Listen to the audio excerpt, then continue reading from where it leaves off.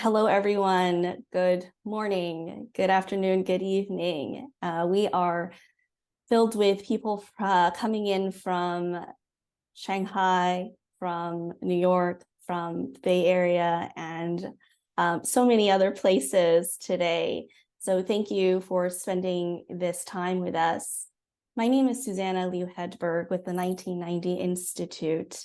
1990 Institute is a storied nonprofit that supports educational programming and mobilizes collaborative leadership networks to improve mutual understanding and build a constructive environment for both US and China relations and for Asian Americans.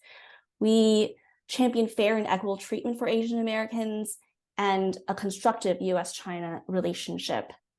We see this as an opportunity not only to create, but also implement support to educators who have not yet had the experience in teaching sensitive topics like US-China relations or what is very popular right now, AAPI studies or ethnic studies in the United States.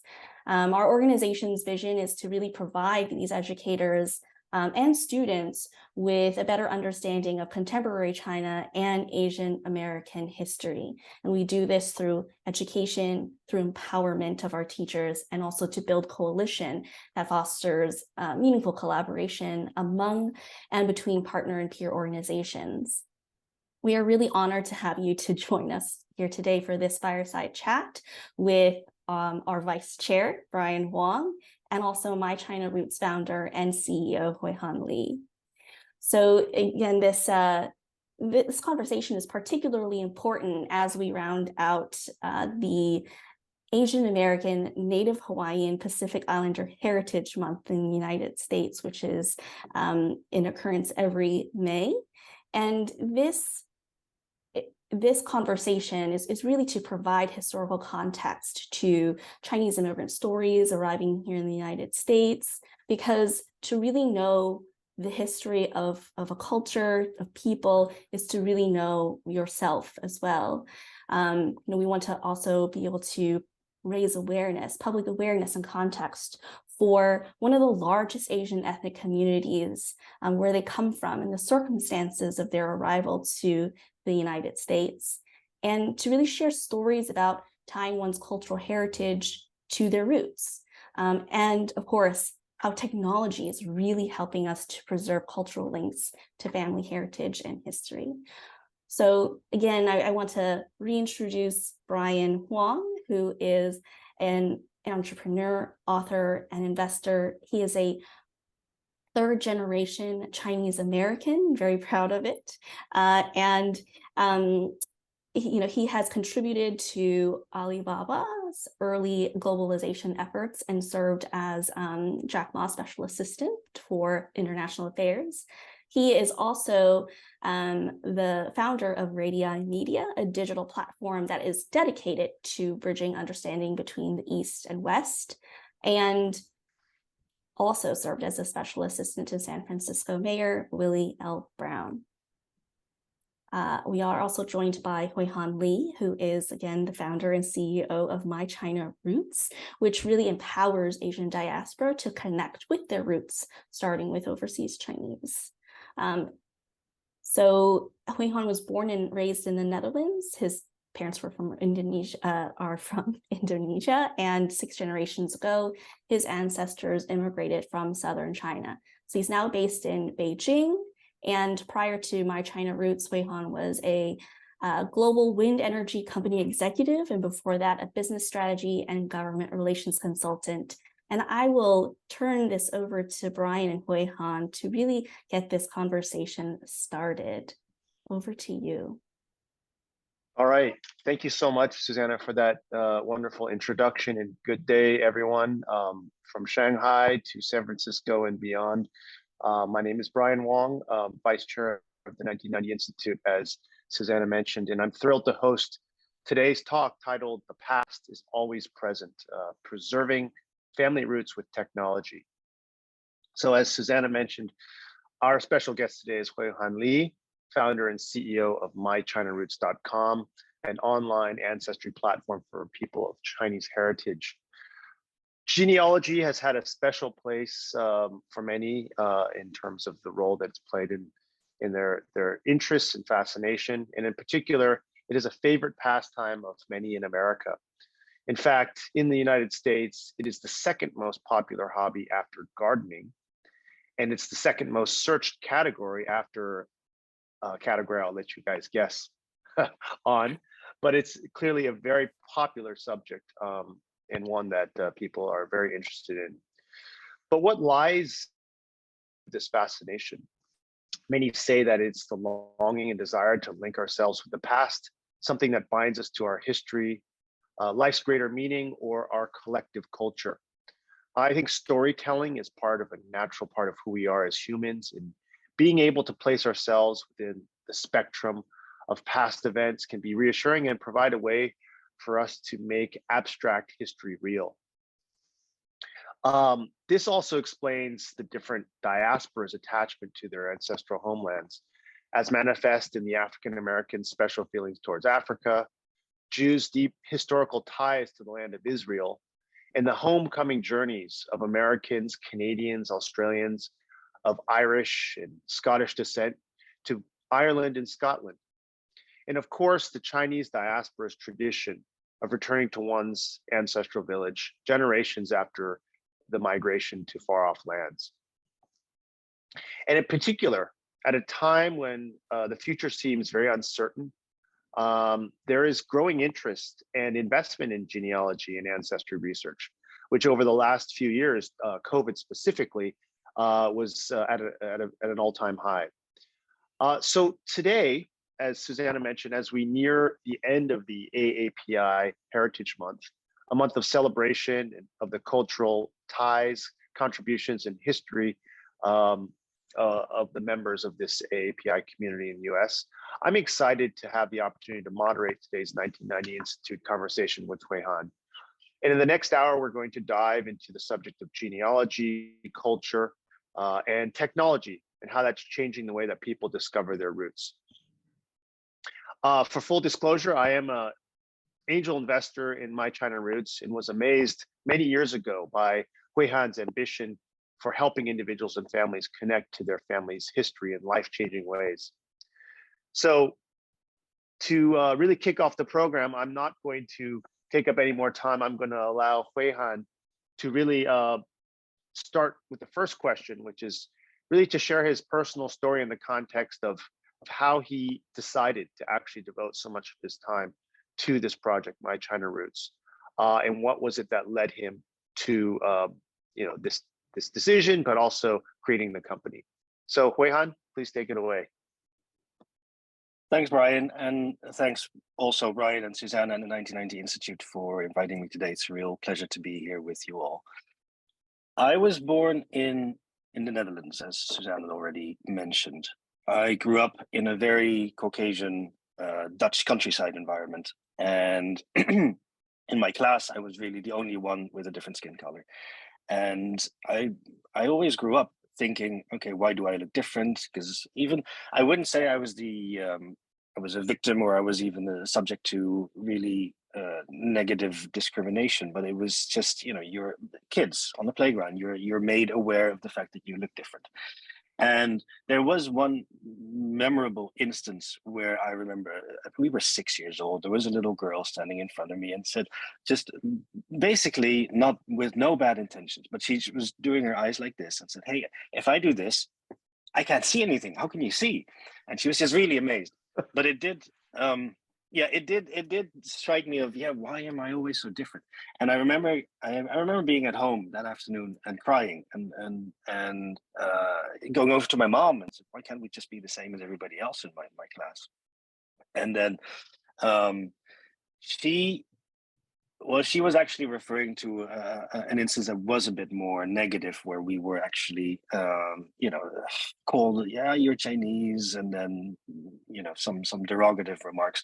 And she was actually telling me, she was looking me very deeply in my eyes and said, look, the next time somebody says something negative to you when it relates to us being Chinese or different, you just look at them in the eyes and say, well, when your ancestors here in Europe were still walking around in bare skins, our ancestors back in China were already able to read and write. And that's it's not so much that I felt better than them, but it was a really moment where I felt, okay, so being different isn't necessarily the same as being less, or because as a kid you do feel. I did have that feeling of we're different, so that's basically a bit less than, like, slightly inferior to the people around you. So that really helped me, but it also increased my curiosity of, okay, well, that's great then, but how did we get here? And China, we call ourselves Chinese. We don't speak any Chinese. We maybe eat some noodles at home, but that's it, really. So then that curiosity changed to, okay, so then why do we still call ourselves Chinese? And added to that was the issue that my mom and dad were born in Indonesia, as were the 5 generations before them. So then it's even more like, okay, China, Indonesia, why don't we call ourselves Indonesian? What's the difference between an Indonesian and a Chinese anyway? So yeah, that curiosity grew. I was in Holland. I studied a law degree. And after my degree, I figured, well, if ever there is a time to just explore my curiosity and go to China, then now is the time. So this was about 19 years ago. It was in 2004. And I went to China and I thought, okay, I'm just going to start studying Chinese for about 2 months, like a crash course. After that, I'll see if there's an internship or a job. And because if I don't like it, I'll just come back. It's the worst that can happen. Early 20s. So the world was at my feet. And in essence, I really liked it in China.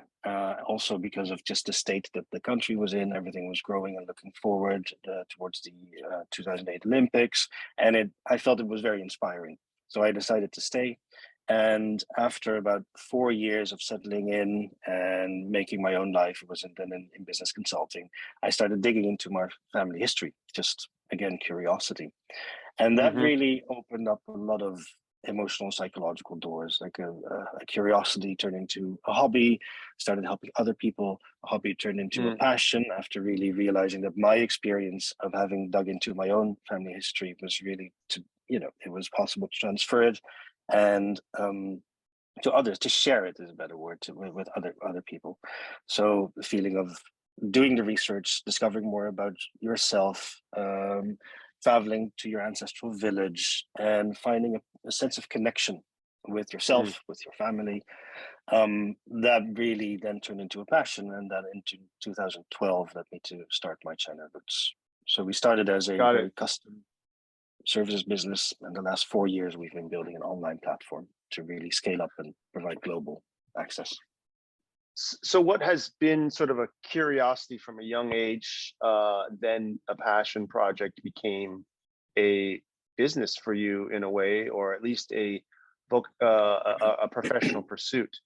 And we can talk more about what exactly that entails, because I think you had very much a customized approach to the work that you're doing for others at the beginning. Now you've got a technology platform, which we'll get into, which is quite fascinating. But just to kind of set the context here, what is the difference sort of My China Roots compared to, say, a company like Ancestry.com, which many of us are familiar with in the United States, or genetic testing companies like 23andMe? Kind of where do you guys fit into that spectrum? Sure. Yes. So first, well, let's start with the genetic testing difference. Our focus is on traditional genealogy, so more paper-based documents that we digitize and make available to a larger audience. So about 2 years ago, we came out with a documentary that is currently on Netflix. It's called Found. It's about adoptees, and we worked a lot with DNA and using DNA. At that point, we were very much exploring the DNA track, so to essentially do 23andMe in China. But, well, we've put that on hold mostly because of geopolitical complications and concerns about data privacy, especially cross-border. So that is still, we can do DNA in collaboration with partners, but we decided not, at least at this moment, to make it core of our business model. In terms of comparing us to Ancestry, for instance, and MyHeritage, so traditional genealogy, large-scale platforms in the West. The key is really our records, which cater to a audience of people with Chinese, with Asian, and especially Chinese heritage. So none of the platforms, be they Ancestry or MyHeritage, really have the records that we have. So that's why we are different. I'm sure some of the audience today may have tried out Ancestry.com. I would guess that they might have come out a bit disillusioned because there wasn't so much for them. And that's why we're here, to fill that gap. And we have a very close partnership with Ancestry. So they support us with respect to records and actually beyond that too. Well, speaking of kind of differences in sort of cultural genealogy, let's dive into that a bit, because I think Chinese culture or traditional culture has elements that I think are quite different from those in Western societies. For example, you keep talking about this concept of a zupu, or some say jiapu, which is basically a Chinese family tree. But there is a tradition attached to that, which I think you can explain. In addition to that, this concept of a family clan and what that represents, it's very much a part of the everyday society, particularly in the South. And they have these family temples, which if you go to a village, you're going to see one of these in every village. And if you go travel to Southeast Asia, you're going to see many of these all over Singapore and in Malaysia. But even in Chinatowns, I think people might not notice or realize that there are these family associations as well.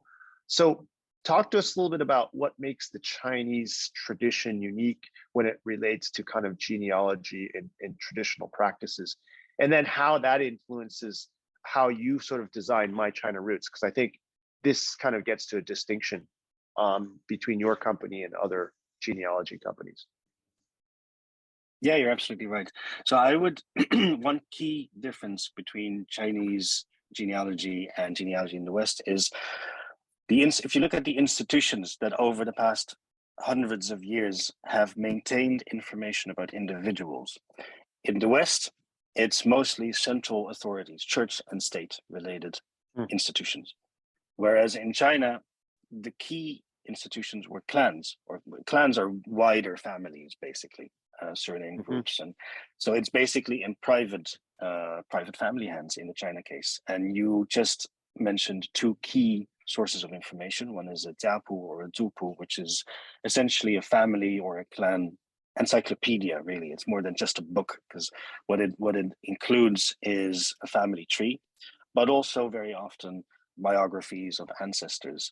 Where was the clan or the wider family before they settled in the village that they were in at that time? So migration history, guidelines on how, rules, life rules and morals to live by. Generation poems, very important. So basically rules on the naming of future generations. So let me just interrupt you there. Generation poems. This is interesting for everyone in the audience. I didn't realize this till later in life. There is actually a poem for each family name. So if you're a Wong, for example, there is a family poem which every generation is supposed to follow this poem, so that the generational name represents the place in that poetry sort of word order, right? Is that the right way to describe this? Yeah, that's exactly the right way to do it. So it's a poem with a set number of characters. And if you take, for instance, my name, Li Wei Han. So Li is my family name, Wei or Hui is my generation name, and Han is my personal name. So we're talking about the second character, Wei or Hui. Yeah. And that's the character basically that is written in a poem, so that for instance, if you start a poem right now and it has like 25 characters, then you would have set the actual character for the generation name for the next 25 generations. So each successive character is a successive generation. Perfect. Thanks for that explanation. Didn't mean to interrupt. Yeah. Continue. That no, helps. that's cool. It's all good. So and the same Yeah, we were talking about the differences between, I guess, East and West. You mentioned ancestral hall, which is, like you said, extremely important from from an identity point of view, and thus also from a family history research point of view, because these family halls were really the center of gravity for all things related to the clan. So not just at the center was the altar with the wooden tablets where you can worship pay respects to your ancestors, but also in general, it had political. It basically was a town hall. It was a local judicial. It was a court.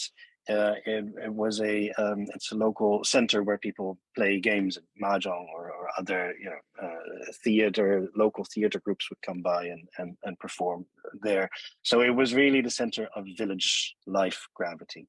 And yeah, if we do research, we basically go to our first step is to find the ancestral village. So basically the village that the last migrating or the migrating ancestor of the families we help were born in.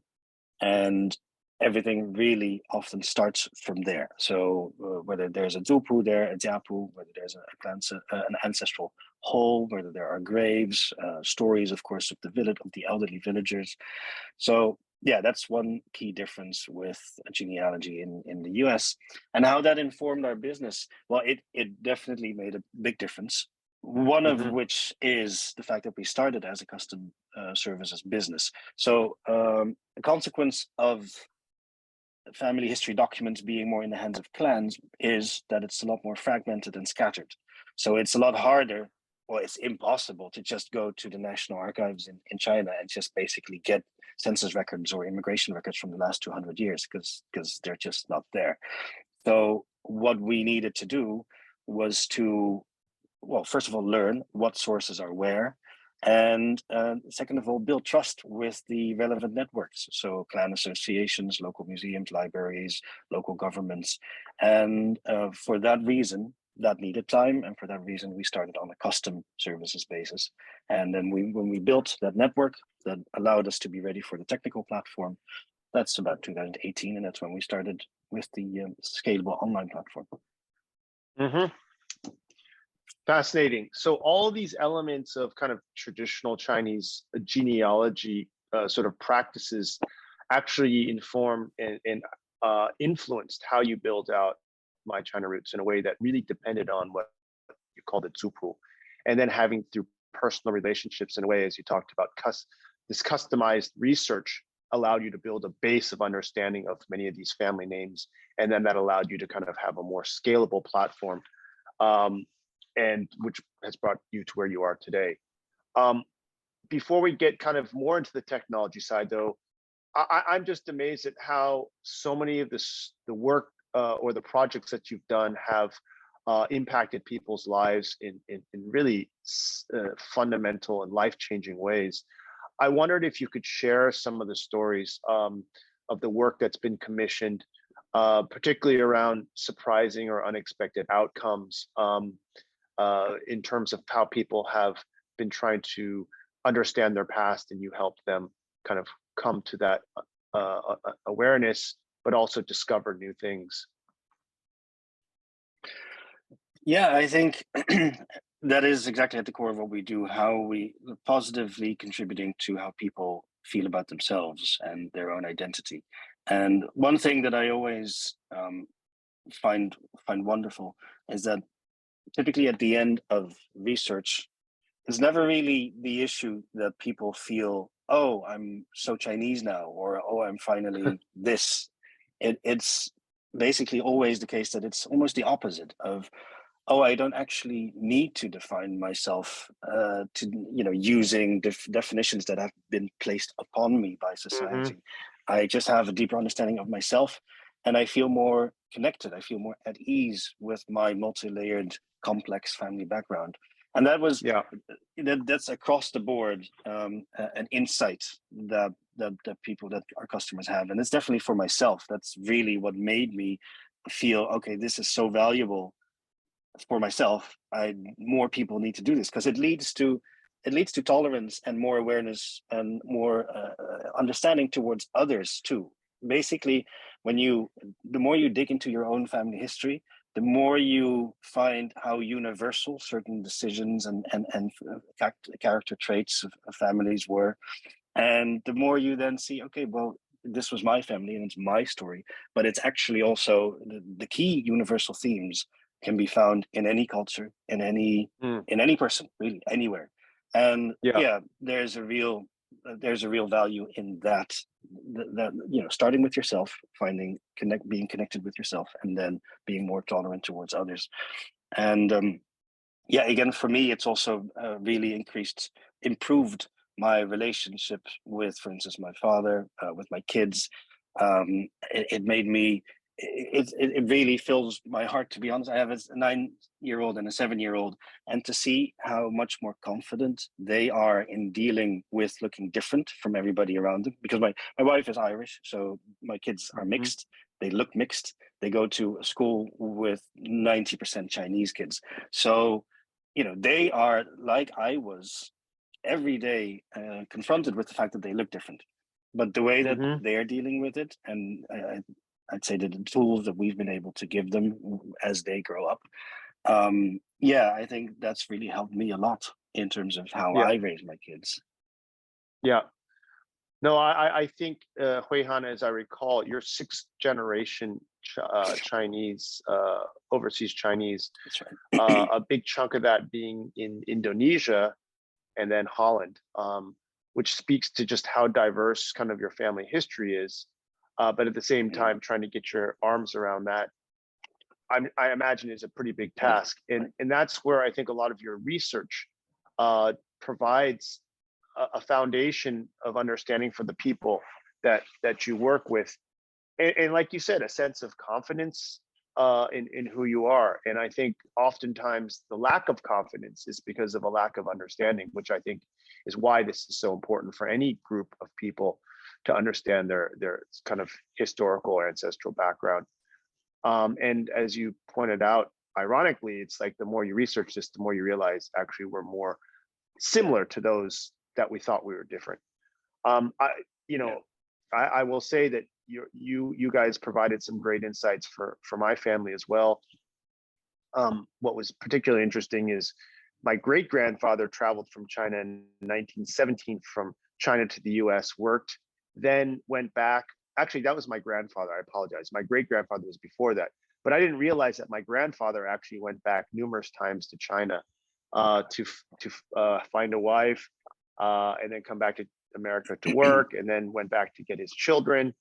And I think the other thing that you appreciate is just how much sacrifice that the past generations made to get you to where you are today. And I think that level of appreciation and understanding of what your ancestors went through can give you a new perspective on how fortunate we all are in the world we live today. Yeah, for sure. So yeah, and just okay, so yeah, okay, go ahead. Yeah. Well, you just mentioned sort of a sense of irony. What that also made me think of is when I started off with my own family history research, I think I was, especially in hindsight, very much in search of belonging, in search of a sense of belonging. And the more I found out, and I think the key result is I feel more at ease with who I am, precisely because I stopped actively searching for that belonging. I think a key part of feeling more at ease is that you don't need to and belong anymore. And the ironic consequences is that you actually feel more like you're belonging more. And we're all human beings with different elements, right? So I'm a dad, I'm an entrepreneur, I'm an overseas Chinese, I'm a musician. And you adjust every day. You have different groups where you feel you belong in your life, and sort of leaving, taking a step back from, oh, my sense of belonging needs to be primarily tied to the way I look and my ethnicity, and just taking a step back and saying, okay, I consist of multiple elements that make up me. That really helped me personally a lot in being more at ease. Well, let's delve into that a bit more, because you have some really interesting examples of people of Chinese descent, but where their research linked them to worlds far from China and even far from the United States, or not far, but further than you would imagine. Oh, that's Yeah, and let's talk a little bit about those, which, you know, for me was awakening because it just showed that again we're linked to parts of the world that you would never expect. Areas like the Caribbean or Latin America. Talk a little bit about some of those cases. sure. I mean, to start off, maybe, you know, people don't just uproot their lives to go to a country that is like 1,000 miles away that they don't know the language of. You know, there needs to be serious causes for that. So there were push and pull factors, like push factors, pushing them sort of to emigrate. Their homes in China included natural disasters, wars, of course, just very economic reasons too. But then there also needed to be pull factors, so employment opportunities and where earlier family had been going. So when you talk about, well, employment opportunities, more opportunities to make money. So whether it's the gold rush in California, or you also had in Australia, or whether it's opportunities to work on sugar plantations in Indonesia or in the Caribbean at the time of the European colonizers. Yeah, people went to different places according to where opportunities were. So you just mentioned Caribbean. What I always find mind-blowingly fascinating is if you take Jamaica, for instance. So a lot of the bulk of the Chinese who went to Jamaica happened in the latter decades of the 19th century and the earlier decades of the 20th century. If you look at Chinese populations today, so they're obviously in Jamaica, Chinese Jamaicans, but there's a very large contingent in 1960s, 70s that moved to Toronto, New York, and Miami. So one thing is Chinese Jamaicans are quite spread out all over. If you look at the origins of where they came from, it's amazing to see that they largely, I'd say 90% or over, came from an area that is today is Shenzhen, so southern China, Guangdong province, and not just Shenzhen. It's an area with a radius of about 25 miles. So it's really small, and basically that's where the emigration started of today's Jamaican Chinese. And yeah, we've done quite a few. We've helped quite a few Jamaican people with Jamaican Chinese roots, doing research on their history, bringing them back, or in the last 3 years, COVID times, doing Zoom family reunions. So Xavier is an example where he basically we traced his uncle essentially, who was still born in modern day Shenzhen, and sort of went back there, and we reconnected the two sides of the family. So Xavier's family being in Jamaica and himself being, I believe, in Florida. We then, after doing research and figuring out basically where the uncle was in the first place, we had Zoom reunions. Paula Madison is a public figure who, truth be told, she did the lion's share of her research herself or through connections, and we got to know her after she already did the majority of the research, but we helped her afterwards with smaller translation, summarization, and just making sense of the family history. Paula has a movie called In Search of what was it? Finding Samuel Lowe. Finding Samuel Lowe. So Paula grew up in Harlem and traced her roots back. Her mother was, I think, half Chinese, but really spoke with a Jamaican accent in the streets of Harlem. And then, as you said, Paula traced her roots from Harlem to Jamaica to China, and the film captures her visit back to Shenzhen with her Chinese family. It's just an amazing story. So that also is a good, What you said about what fascinated you about your own family history, your great-grandfather going back to China to marry, have kids, and then going back to the US. That's such a universal theme too. So for Paula too, her grandfather came from, again, modern day Shenzhen. He went to Jamaica for economic opportunities. He had a daughter in Jamaica, which is Paula's mom. But then he went back. So he wanted to actually take the daughter back to marry, or he wanted to marry a Chinese woman, even though he had already married a Jamaican woman. But of course, then the Jamaican woman didn't allow for that and said, "Well, no, it's not going to happen. I'm going to take my daughter. I don't want you to, to take her." So then basically there was a I would call it a divide, a conflict. Yeah. And Paula's grandfather went back to China, then married and had more children there. Later on, he would, so it's a continuous back and forth, and basically families coming into existence on both continents, on multiple continents. Yes. And that's really a recurring pattern. Well, and that brings to also mind some of the realities of the time in America. There was something called the Page Act, which did not allow Chinese women to immigrate to America on some very dubious rationale about how the West, or America at that time, was categorizing Chinese women. Obviously, there was the Anti-Immigration Act, the Exclusion Act, the Chinese Exclusion Act, that also made it very difficult to go back and forth, which separated families.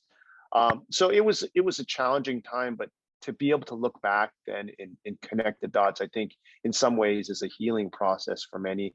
And like we said, very eye-opening. Fun fact for everyone, there is also an individual of Jamaican Chinese descent named Randy Chin, who happened to be the producer of Bob Marley's music, and was a key part of Bob Marley's whole sort of, how should I say, musical sort of, entourage. So very, very interesting. And thank you for sharing all of that, Kwei Han, because I think it just shows just how broad the linkages are. Let's get into the technology side of things. And, My China Roots is an online sort of company. You do these bespoke tours back to the family villages, but you've also been doing a lot around digitizing these zupu, or family trees. You've then kind of moved into things like OCR, optical character recognition. There's a lot of talk about AI these days, and would be curious to know what role AI is or will be playing as it relates to things that you talked to me about last time. NER, which is named entity recognition, and NLP, natural language processing. Talk about how technology is really taking this research to the next level, and also helping people just gain more insights. Yep. Well, it plays an immense role. Technology in general, it has been over the past, since My China Roots started, and social media makes it easier to do research and to stay in touch. OCR has been, so optical character recognition, the technology that basically, if you take a picture, an image of, for instance, a book, OCR, optical character recognition, allows you to extract the characters. So for a machine to recognize that it is a character, and then of course you can translate it. You can then auto translate it on a screen. So that's what we already have. But that was a major progress, major advancement for people to understand more easily their family history. So especially if you have a document like a Zupu, so these clan encyclopedias, with a click of the button, you can get auto translations. And maybe just like your average Google translation, there will surely be many grammatical errors and whatnot, but you can at least get the gist of what it says. So that opened a door and was already a huge advancement. Now you're talking about AI, and that will magnify that advancement like exponentially. So you already mentioned named entity recognition and natural language processing, which are two areas that fall under artificial intelligence that we're currently experimenting with. And what this will allow us to do is, especially if you have, for instance, a family tree that is written down in one of these clan encyclopedias, also Japus or Jupus. At the moment, like today, it is still very, very hard to not extract the character meaning but to extract the relationship. To, if you have a family tree, they're usually lines, right? Father, mother, son, daughter, all of that, siblings.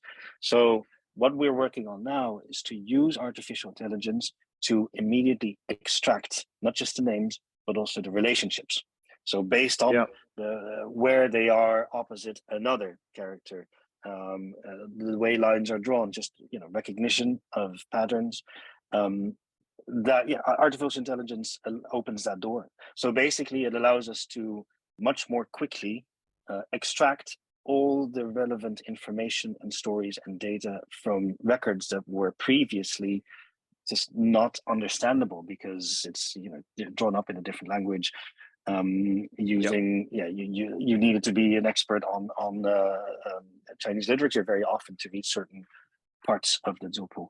So we're not there yet today, but it will be there in the coming years, and we're really excited to be part of that. Fantastic. I just to kind of highlight the potential of this. I know you guys were involved in the research for a film called The Six, which is about the 6 passengers of Chinese descent that were on the Titanic. And that's different in terms of most people that are living will commission research to look back in time.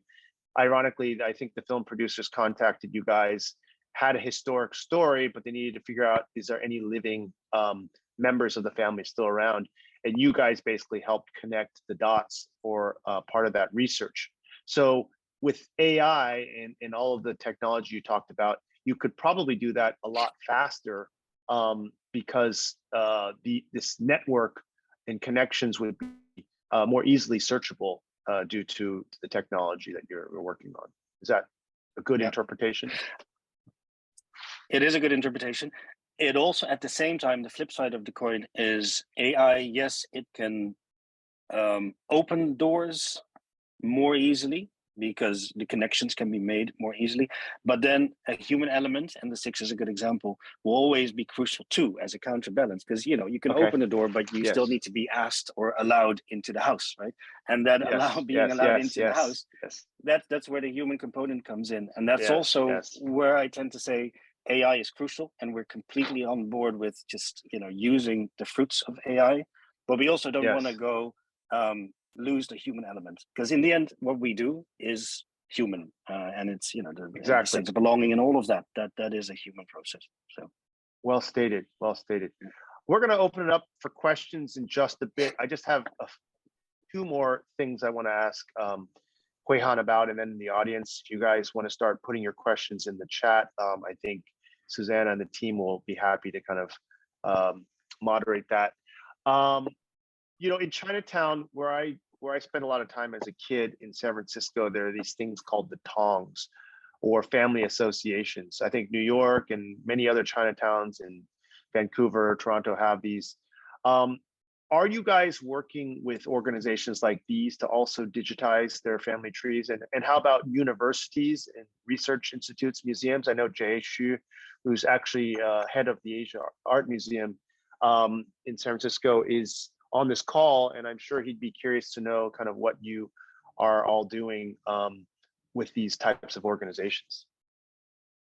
Yes, I'd love to talk more to Jay during or after the call, but for sure, we work a lot with organizations like clan associations or district associations in, for instance, San Francisco Chinatown, to, like you said, literally, to digitize the documents that they have. So for associations, tongs or associations, member lists, so historical members, is really valuable for us. And we've been working with San Francisco Chinatown institutions and associations already to do that. So first of all, to scan it. So that's basically very physical work. We have scanners as well as scanning machines. We go to wherever the archives are.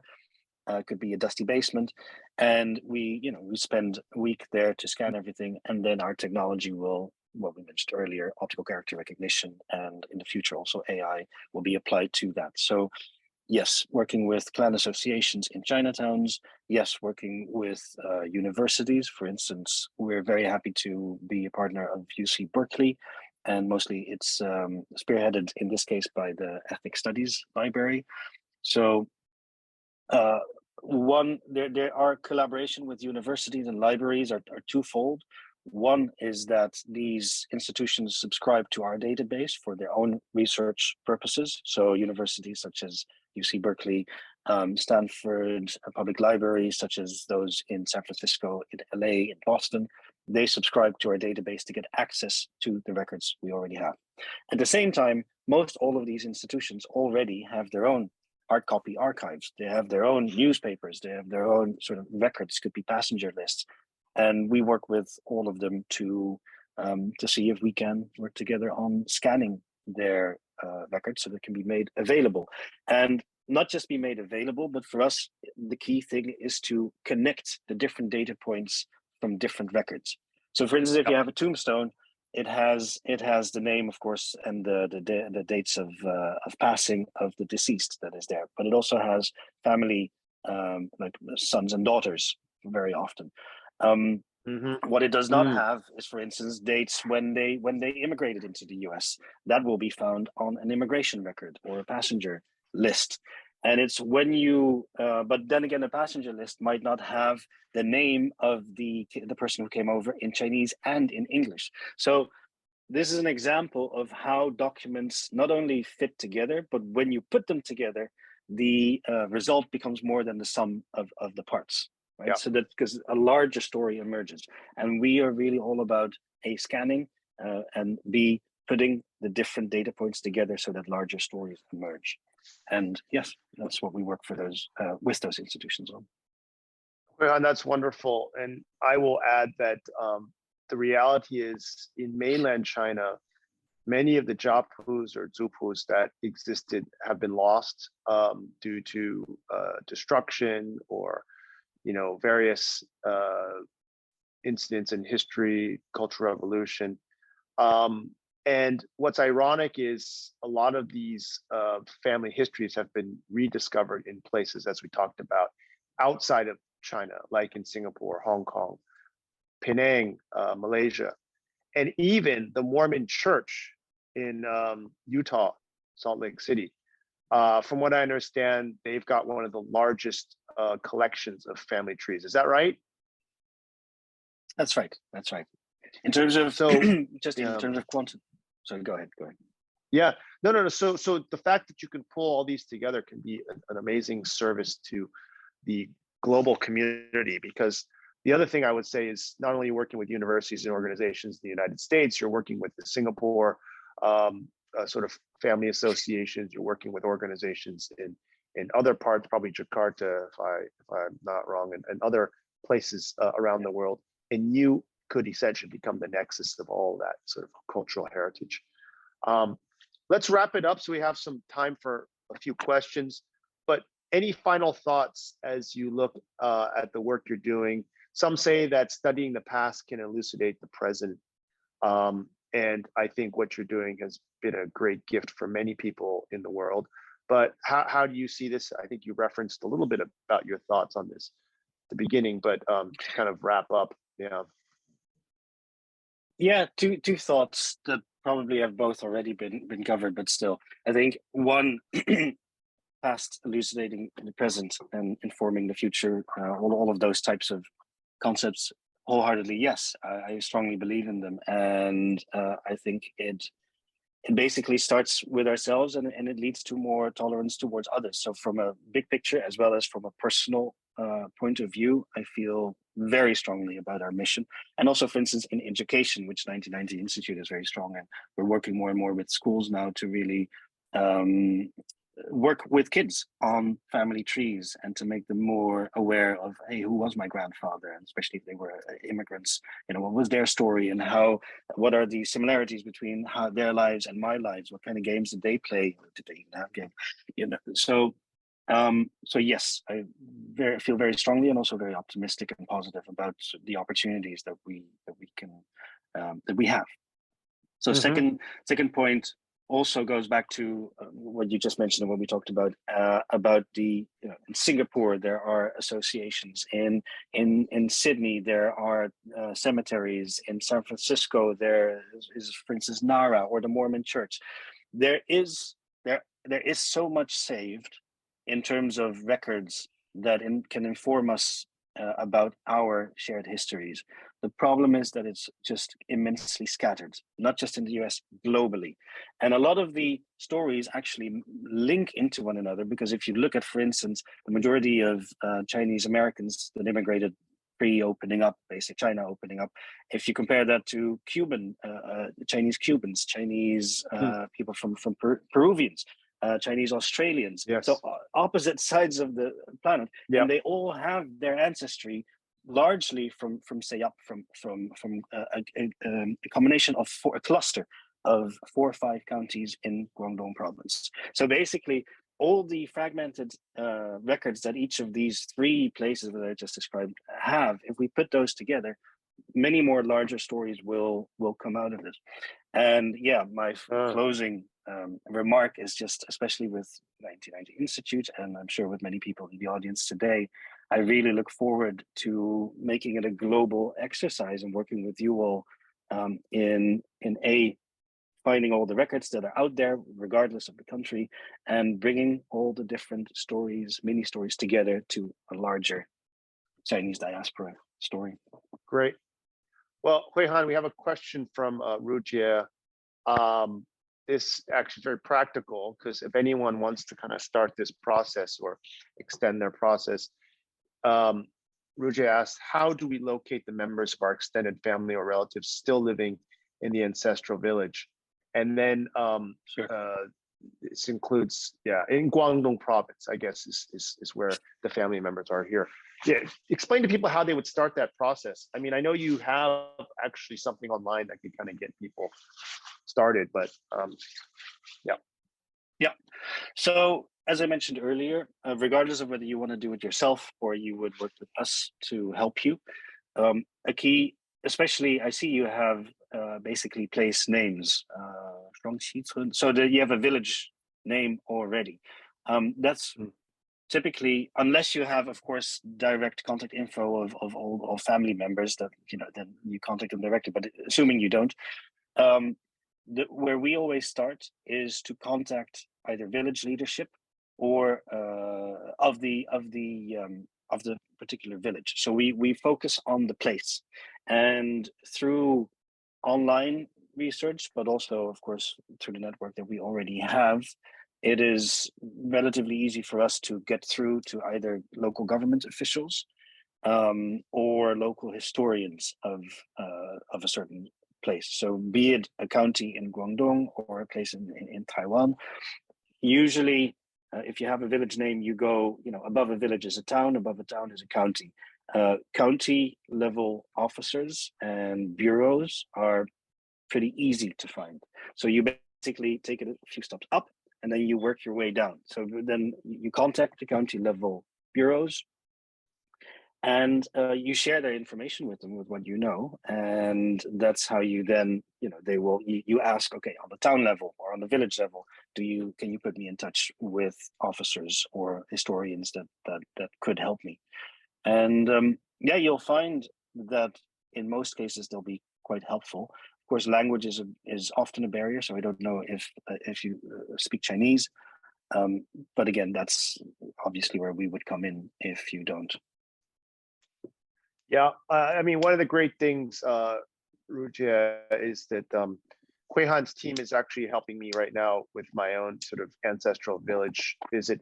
We visited, I think, twice in the past, back in the 80s and then the 90s. And now I want to take the entire extended family for a visit. And it's been very amazing just how Huihan and his team have dug up a lot of information and contacts, but also are going to plan the trip. So in the past, it was very difficult to kind of find the right people and plan this on your own.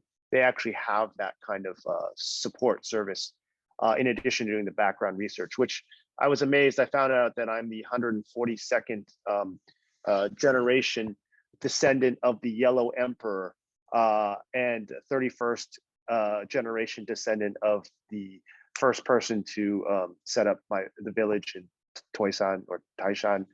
And you find out things that are pretty amazing. So it's worth kind of looking into this. and hopefully you can get more information. Okay, Huihan, another question. What are some of the things that you do or plan to do for schools, non-university? I'm a teacher candidate in California who is always looking for resources for units or lessons. I'm thinking of getting into different genealogy practices, could be interesting for students. This is from Jamie G. Yeah, so workshops, so sessions on tracing a student's own family history is our key. What we do. So basically, working with students to so how do you start drawing up a family tree, basically? So who do you ask? What questions do you ask? And we work up with a list of questions that you can ask your fathers and your aunts and uncles. So about their stories, but also at the same time to fill in a family tree on an iPad. So basically, those types of sessions, and it could be 1 or 2 or 3, it could be a whole series of 8 sessions.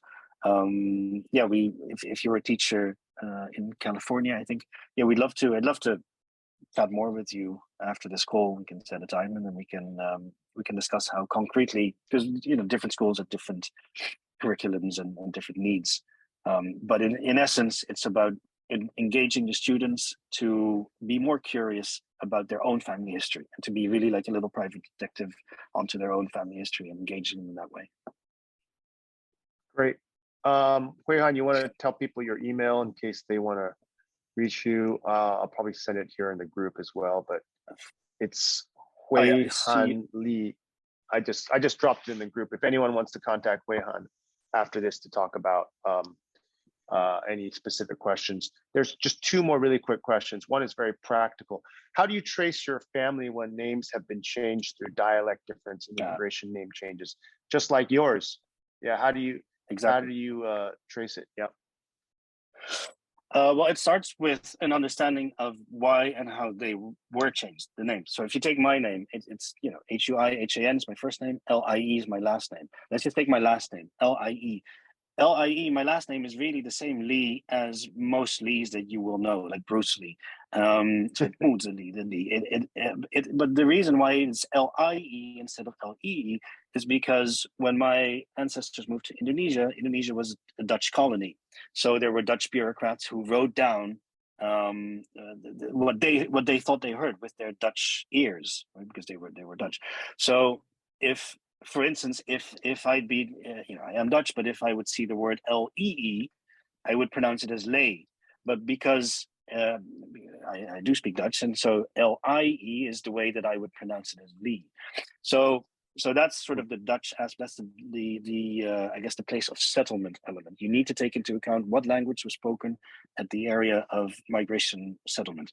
Then the second element is the dialect that you need to take into account. So in my case, my ancestors coming from southern Fujian, Li is just pronounced as Li using the southern Fujianese dialect. In many cases, that's not the case, and so people who speak a dialect also pronounce it different from how it would be in Mandarin or in other dialects. So you just need to know the dialect that was spoken, and then basically mix it with the language that was spoken in the settlement destination. Now, just need to know, of course, that's way too easy. But that is where it starts, and that is why we have been building a database that basically allows you to input letters. So we have a database that will, Brian Wong, your WONG, your surname, that's actually Huang, right? Which means yellow, and it's it's obviously a character. But Wong and Huang is quite. If you use letters, that's quite a different way of spelling it. But our database would allow you to input your surname as WONG, and then we will give you clues on different characters that could be Wong, because Wong could also be other Chinese characters like Wang. Yep. What our platform does is then, okay, this character has been historically transliterated into WONG, especially for people who came from the Taishan area and landed in the US. Because it would be different if they had gone to the Philippines, because then it would have been Romanized differently. But yeah, that's why we're building that database, to allow you to reverse engineer your names. Very useful. because some of the English spelling, like you said, can be different Chinese last names. That's why I think having the Chinese characters always helps a lot. But I mean, Yeah. for example, NG in Cantonese is different from NG in Singapore. Like one is Wu and Exactly. the other one is Huang. So Yeah. it can get confusing. It's all based on dialect and region. Okay, so we're coming up at the end of this session, Huihan. I think this has been very helpful. I'm glad so many people have joined today. Grace Yu has a question, a final question. I might even be able to help you answer this one, but she asked, how far back can your service trace back? According to a Jiapu diagram my uncle drew, that my family had a major migration from Taiyuan to Wuxi, and we have info from Wuxi on generation 25. I'm generation 32, but I would like to know my Taiyuan roots. You can see the rest of the question there. But Grace, I'm pretty sure they can go all the way back to the origins of your last name. Huang, for example, is from Jiangsha in Hebei, just near Wuhan. And that's every last name is going to have an origin region. And from what I've experienced, my China roots can bring you all the way back to that level. Am I correct in describing? Yes, you're correct. That? Yes, you're correct. I mean, I don't want to Okay. guarantee that we can go back to the Yellow Emperor for every individual. That wouldn't be true. But in general, it's all about linking Zupus back into one another, right? So there's also what you say, you have a Jiapu, a Zupu, and a Zongpu, and a Zongpu is really a large regional clan encyclopedia. So when you have, I think you said, yeah, you have a Jiapu diagram already. So if you have the most recent, let's say, I think 10 generations or so, then that's great, because then the chances are considerable that we can then take, you know, the earliest ancestor that you know and link it back to a different Jiapu or Zupu or Zongpu. And that's how we go further back into the past, and many times going back to the Yellow Emperor. Fantastic. Huihan, this was very enlightening. I really appreciate you sharing about My China Roots and how it is changing people's lives in a very important and significant way. I also really take to heart how this understanding of one's roots and ancestry is not only important for the individual, but also for linking them to the broader community, and not just, say, Chinese heritage, but ironically to the broader world. And I think that in today's world, this is what we need more of. And I would hope that, you know, whether it's the United States or other parts of the world, that this sort of appreciation can be enhanced through the work that you guys are doing. I want to thank the 1990 Institute for helping to also support this conversation. I want to thank everyone here for your time. And please do check out mychinaroots.com. And if you're interested in Chinese youth culture, check out radii.co. That's my small media company, radii.co. If you want to see what's happening in sort of modern sort of Chinese youth culture, throw that plug in. And also, obviously, 1990 in all that we're doing around teachers' workshops, and also our video series. And just a plug for the next and final event for the AAPI Heritage Month. We have a special session called Chat AAPI, I think it's, if I'm not mistaken, with Joe Wong, world famous comedian, where he'll be doing an interview with a very special guest. And I hope you guys can join us for that. Susanna, anything else I've left off, or we a wrap?